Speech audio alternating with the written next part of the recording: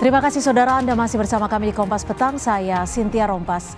Selebritas Dedi Mahendra Desta tidak hadir dalam sidang perdana kasus dugaan tindak asusila yang melibatkan Ketua Komisi Pemilihan Umum Hasyim Asyari yang digelar di Dewan Kehormatan Penyelenggara Pemilu atau DKPP. Selebritas yang dikenal dengan panggilan Desta itu turut dipanggil sebagai pihak terkait dalam sidang perkara dugaan tindak asusila di DKPP Rabu kemarin. Menurut Ketua DKPP, pemimpin redaksi salah satu stasiun televisi berinisiatif untuk mengambil alih kehadiran Desta. Ketua Komisi Pemilihan Umum Hasyim Asyari selaku teradu pun buka suara soal ikut dipanggilnya Desta. Hasyim bilang dipanggilnya Desta dalam perkara ini untuk memberikan keterangan atas ucapan ulang tahun. Meskipun Hasyim enggan menjelaskan lebih lanjut. Kasus ini saudara diadukan ke DKPP buntut video salam ucapan untuk anggota PPLN yang diduga dirayu Hasyim. Video itu diambil saat jeda sebuah acara talk show televisi berkaitan pemilu 2024.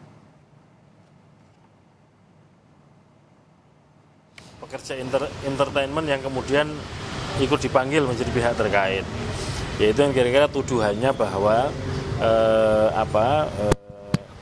ada ucapan selamat ulang tahun kepada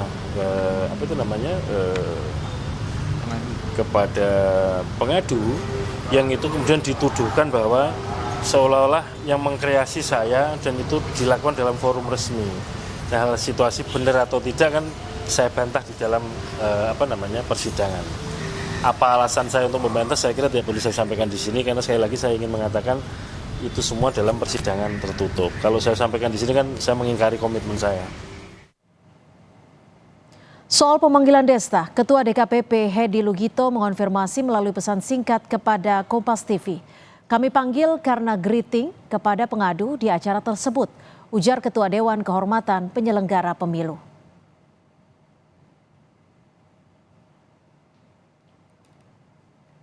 Dalam sidang tertutup di DKPP, Ketua KPU Hasyim Asyari membantah dirinya melakukan pelanggaran kode etik penyelenggara pemilu dengan berbuat asusila kepada anggota Panitia Pemilihan Luar Negeri atau PPLN. Hasyim mengklaim seluruh muatan dalam pokok aduan tidak sesuai dengan fakta yang ada. Hasyim pun mengaku kecewa dengan langkah pihak pengadu yang telah membocorkan pokok aduan kepada media sebelum sidang dimulai. Dirinya berniat mengambil langkah hukum atas kejadian ini.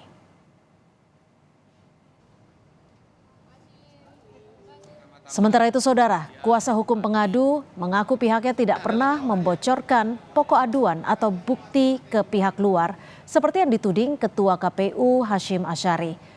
Dalam sidang tertutup Rabu kemarin, pihak pengadu membawa 20 bukti ke DKPP. Hasyim dilaporkan ke DKPP oleh Lembaga Konsultasi Bantuan Hukum dan Pilihan Penyelesaian Sengketa Fakultas UI. Ini kan saya tahu lah ini tertutup ya, bukti-bukti hanya untuk, ini bukti-bukti sangat sensitif ya, bahkan ada bukti-bukti yang saya katakan tolong diproteksi klien saya supaya jangan ada klien kami, supaya jangan ada backfiring ya, karena bukti-buktinya sangat sensitif.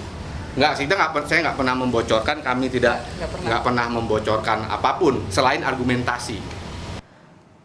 Kuasa hukum pengadu dari LKBH UI menyebut dalam sidang tertutup DKPP muncul fakta krusial. Kuasa hukum mengapresiasi keseriusan DKPP tangani perkara itu. Dengan kasus dugaan asusila, kuasa hukum pengadu meminta DKPP memberhentikan Hasyim Asyari sebagai ketua dan anggota KPU RI.